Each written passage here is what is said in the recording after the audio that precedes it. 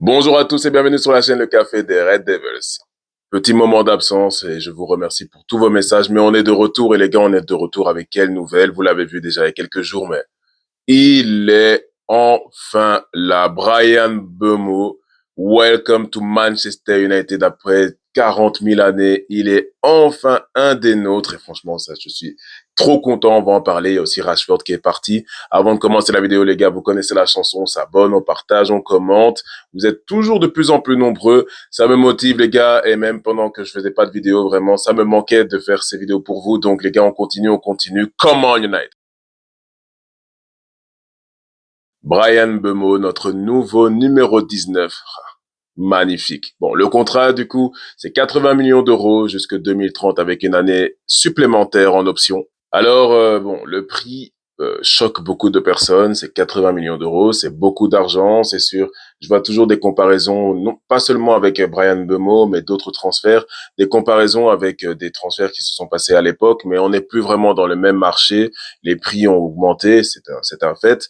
Maintenant, Brian Mbeumo, son prix, il est élevé, mais il ne me choque pas. Pourquoi? Parce que quand on voit les autres joueurs qui ont été transférés en PL, les joueurs offensifs, quand on voit leur prix et quand on compare leurs stats avec celles de Brian Mbeumo, eh ben, franchement, je pense qu'on a fait une très bonne affaire. Parce que Brian Mbeumo, c'est quand même 20 goals. 20 goals en première ligue. 20 goals, c'est quoi? C'est seulement un goal de moins que tous nos attaquants à Manchester United durant la saison précédente. Donc, franchement, Brian Mbeumo, excellente recrue. Excellente recrue. Il va nous faire un bien immense en attaque, vraiment, avec sa vitesse, son explosivité, sa technique, sa puissance de frappe. Vraiment, j'ai vraiment très hâte de le voir jouer. Mais ça n'aura pas été facile. Et pourquoi? Parce que Brentford a presque tout fait finalement pour que Brian Mbeumo ne vienne pas à Manchester United et apparemment aurait vraiment préféré qu'il aille ailleurs. Mais ailleurs, pourquoi? Non pas parce qu'il n'aime pas spécialement Manchester United, mais parce que les autres clubs proposaient apparemment plus d'argent que United. Donc, ils ont poussé pour que Mbeumo accepte d'aller ailleurs pour un montant plus élevé. Mais Mbeumo, lui, dès le début, on l'avait vu, la seule chose qu'il voulait, c'était Manchester United et ça, c'est vraiment un point hyper important.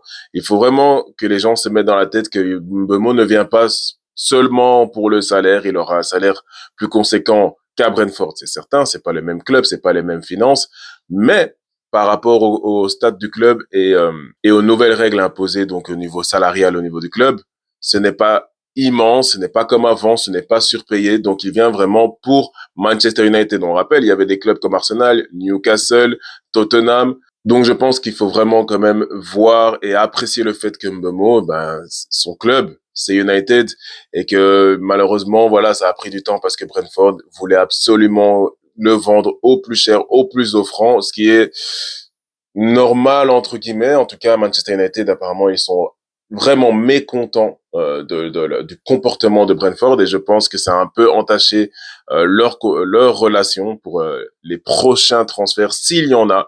Donc voilà, maintenant c'est fait, c'est clair, mais ça aurait été dur. C'était une quarantaine de jours. Franchement, c'était un périple. On n'en pouvait plus. Vous avez le nombre de vidéos où j'ai parlé de Bemo, où les gens, les autres créateurs de contenu, Bemo par-ci, Bemo par-là, les journalistes, il est enfin là, les gars. Et on a ses premières paroles. Dès que j'ai su qu'il y avait une possibilité de rejoindre Manchester United, j'ai saisi l'occasion de signer pour le club de mes rêves, l'équipe dont j'ai porté le maillot pendant mon enfance.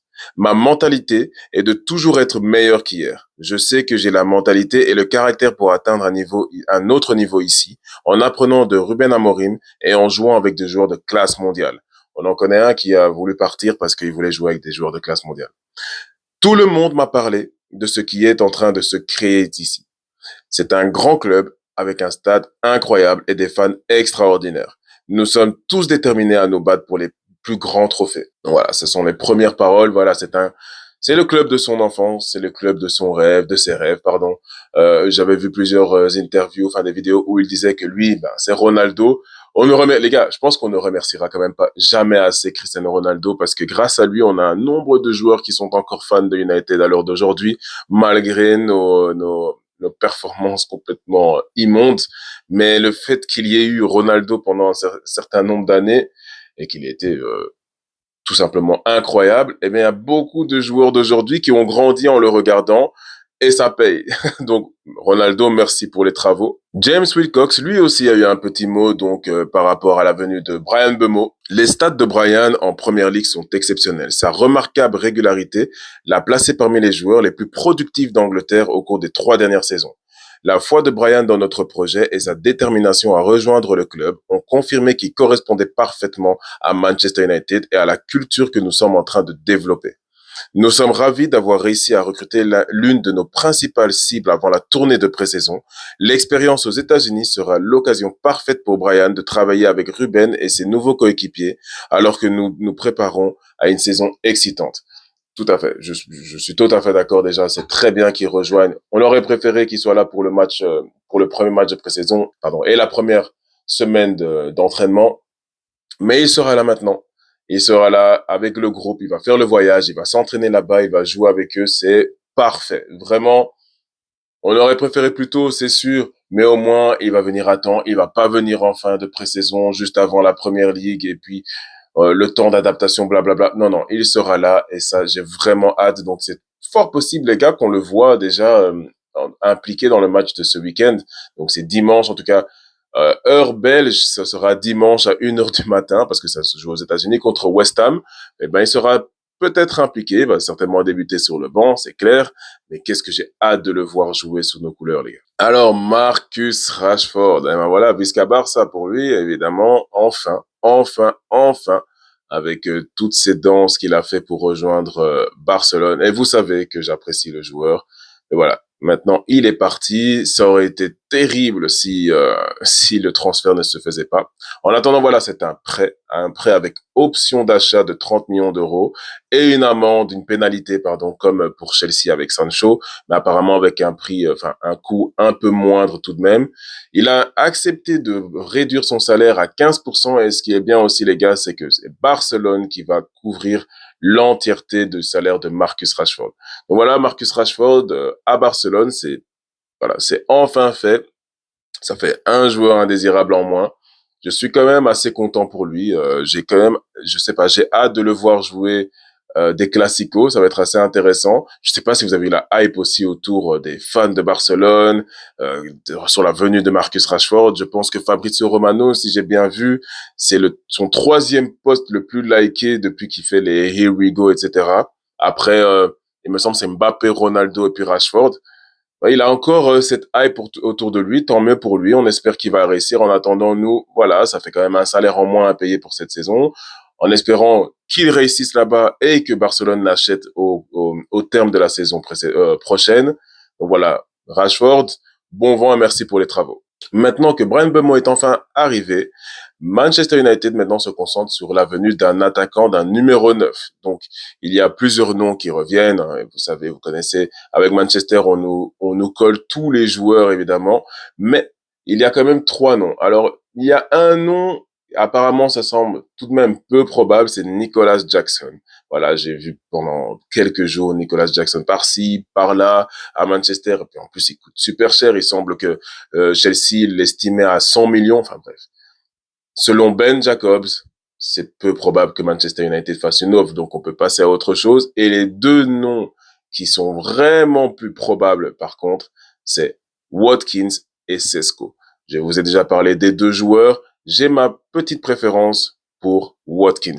Pourquoi Watkins? Vous allez me dire parce que Watkins, il est plus âgé, etc. Mais Watkins, eh ben, il connaît la PL, les gars. Il connaît la PL, voilà, il score en PL aussi. Il était à Aston Villa, il était vraiment très bon aussi.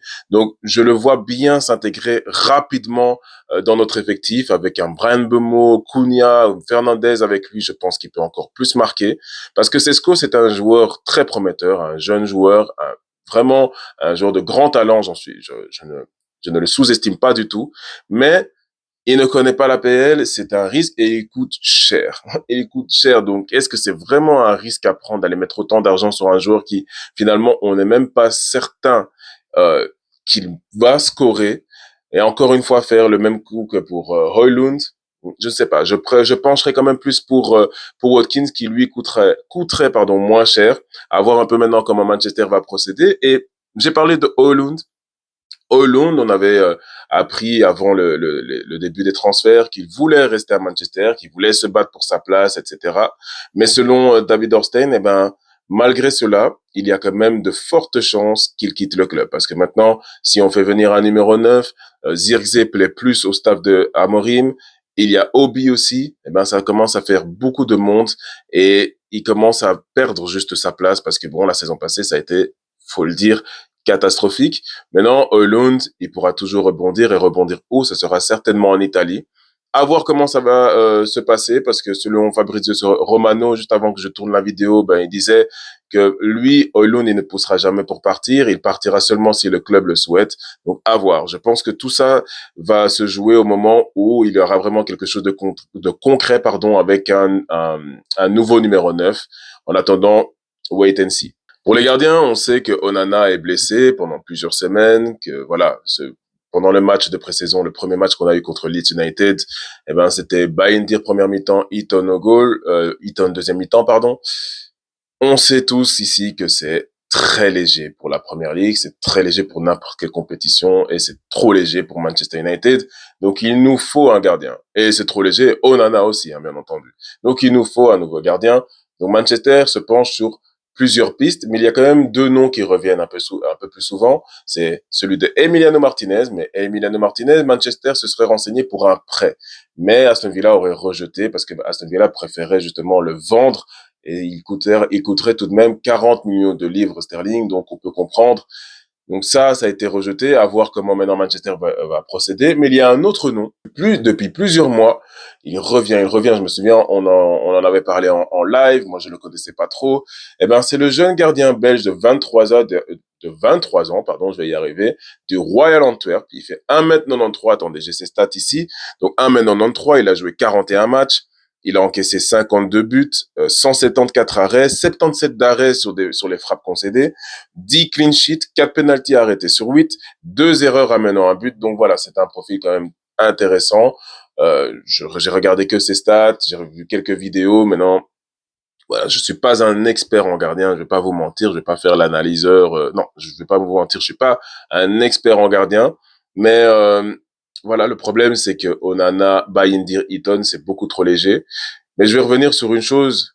J'ai dit la même chose pour les attaquants, je vais dire la même chose pour les gardiens. Ben le problème c'est que lui, une chose déjà, c'est que bon, il ne coûte pas cher, ça c'est un bon point. Il est jeune, c'est vrai que c'est un bon point aussi mais il ne connaît pas la première ligue et on sait à quel point c'est difficile pour les gardiens étrangers de venir en première ligue et de s'imposer directement. Parce qu'en première ligue, ça joue des coudes, c'est différent. Le gardien n'est pas protégé, c'est vraiment différent. On se souvient des premières années de De Gea. Mon Dieu, c'était très compliqué, surtout lors des corners, etc. On voit avec Onana aussi comment ça se passe. Donc voilà, ça serait encore une fois pour moi un risque, un moindre risque parce qu'il coûte pas cher, mais ce serait quand même une grosse pression pour lui parce qu'il serait recruté pour être bah, potentiellement un numéro un ou en tout cas une concurrence au numéro un. Donc voilà, Lamens, je je sais pas, j'ai quand même quelques doutes sur ce transfert. Maintenant, si ça se fait, bah, on va tout de même le soutenir et espérer qu'il fasse, qu'il réussisse. C'est comme ça, on est les supporters. Mais voilà, je trouve ça un peu risqué de prendre ce jeune gardien qui ne connaît pas la PL. Je pencherais là, encore une fois pour un joueur d'Aston Villa, mais pour Emiliano Martinez, il est détesté par beaucoup, c'est vrai, on l'a déjà dit, mais lui, il connaît la première ligue, il est plus âgé, certes, mais il a l'expérience, donc moi, je pencherais quand même plus pour lui, et si j'étais Manchester, j'irais mettre quand même l'argent, même si 40 millions, ça me semble beaucoup pour son âge, vu son âge, mais vu le marché des transferts et les gardiens disponibles, je pense qu'il faudrait foncer sur lui. Alors pour nos jeunes, on a vu que Hamas va finalement partir en prêt. Il n'y a pas encore de club officiel, mais il va partir en prêt. Et je pense que c'est une très bonne chose pour lui. C'est un excellent joueur. Enfin, en tout cas, il a énormément de potentiel. Moi, j'aime beaucoup le profil. Il me fait penser un peu à un Luke Shaw finalement, des bonnes heures, des bonnes années. Mais voilà, je pense pour lui, c'est bien d'aller quelque part où il va être sûr d'avoir des minutes de jeu. Parce que maintenant, ici, la concurrence est très rude. Il y a Degoleon qui est arrivé et qui va être en concurrence directe avec Dorgu. Degoleon Voilà, c'est aussi un jeune, il a 18 ans, il vient du Paraguay, donc il ne sera certainement pas directement titulaire, mais il a vraiment déjà cette puissance physique qui est certainement un gros point pour lui pour la Première Ligue, et Dorgu qui lui monte en puissance de plus en plus et sera très certainement notre titulaire. Donc Hamas, c'est très bien s'il va ailleurs et qu'il prend des minutes, et je suis certain qu'il pourra s'imposer sous les couleurs de Manchester United dans quelques années, ça sans doute. Sékou Koné, lui, par contre, eh ben, il était censé partir en prêt, mais finalement Manchester United, ben, Amorim, non. Sékou Koné, lui, devait partir en prêt, mais il a beaucoup impressionné Amorim et son staff, et finalement, il devrait rester et participer et faire partie de l'effectif et de la rotation. Ça, je trouve que c'est vraiment une très bonne chose. Il a aussi un énorme potentiel, mais on sait que au milieu de terrain, eh ben c'est pas comme pour le piston avec Hamas. Au milieu de terrain, ben je trouve c'est encore très léger. On n'a pas beaucoup d'options. Donc ramener Sékou Koné qui a lui un profil quand même tout de même différent des autres, eh ben c'est une très bonne idée de le garder. J'ai vraiment hâte d'en voir un peu plus de lui.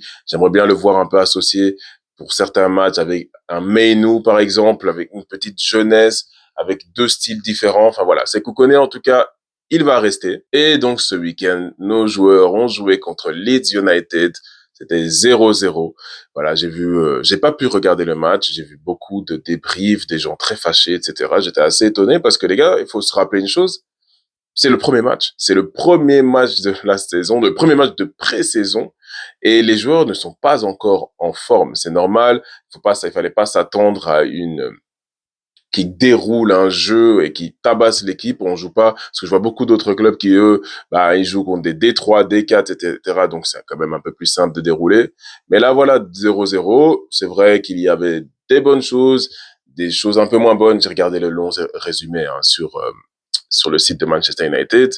Mais il faut être indulgent et patienter un peu. Je pense que ça va prendre. Vous avez vu, les entraînements sont de plus en plus intensifs. Ils ont même couru encore un peu plus. Je pense que c'est avant ou à la mi-temps du match, je sais plus. Voilà, tu sens qu'Amorim, vraiment, il veut qu'il y ait de l'intensité. Il veut que les joueurs aient les jambes. Mais il a dit aussi en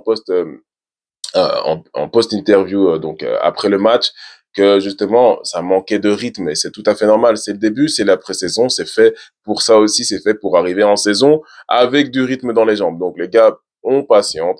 On a tous voulu évidemment regarder Cunha, Degoleon, j'ai pas trop vu. Bon, c'est encore léger, mais le gars, il vient du championnat de Paraguay, il a 18 ans, faut être patient, mais il a cette capacité physique que je trouve est explosive qui va nous servir énormément. Et Cunha, il y a eu quelques déchets, quelques bonnes choses. J'aime beaucoup sa capacité à casser les lignes en portant la balle. Vraiment, j'aime beaucoup ça. Ça me fait penser un peu à Rooney, tout simplement. Cette capacité à vraiment remonter la balle, vraiment. Et ça, je pense qu'avec un Fernandez, avec un Zirkzee, ça peut être tellement compatible. Alors oui, il n'a pas marqué, oui, il a raté certaines choses. Il s'est fâché, j'ai vu aussi sur Obi, parce qu'Obi ne lui a pas laissé un ballon qui était, il faut le dire, il était mieux placé que Obi. Mais j'aime bien l'attitude de Cunha, j'aime bien ce qu'il a montré. J'ai hâte d'en voir plus. Et maintenant, en plus, il y aura Mbeumo. Les gars, j'ai vraiment hâte d'être au match contre West Ham. Donc ce dimanche, pour nous c'est dimanche, hein, je le dis dimanche 27 janvier parce que moi c'est à 1h du matin. C'est pour ça, 1h ou 2h du matin même, voilà, je me trompe. Euh, Parce que ça se joue aux États-Unis, donc avec le décalage horaire, voilà, c'est à vous de voir chez vous à quelle heure ce sera. Mais voilà, j'ai hâte de voir ce match. Et bah, on espère évidemment une victoire, mais le plus important, c'est que les joueurs prennent des minutes dans les jambes, que Mbeumo joue un peu, que tout le monde joue, Cunha, Zirkzee, etc., que tout le monde prenne des minutes, de la confiance, que les connexions entre les joueurs s'améliorent. Voilà, la pré-saison, c'est fait pour ça, les entraînements sont faits pour ça, tout est fait pour ça, et que tout se passe bien pour qu'on arrive au jour d'Arsenal, parce que c'est là le match qui sera important, contre Arsenal, et qu'on soit prêt. Donc voilà les gars, fin de vidéo. Ça m'avait manqué, encore désolé pour cette absence, mais je suis de retour. Je ferai encore d'autres vidéos pendant la semaine et à partir de lundi prochain, on reprend les lives tous ensemble. Merci pour votre patience et merci encore une fois pour vos messages les gars, vous êtes les meilleurs et dans la victoire ou dans la défaite, on est toujours derrière notre club. Come on United!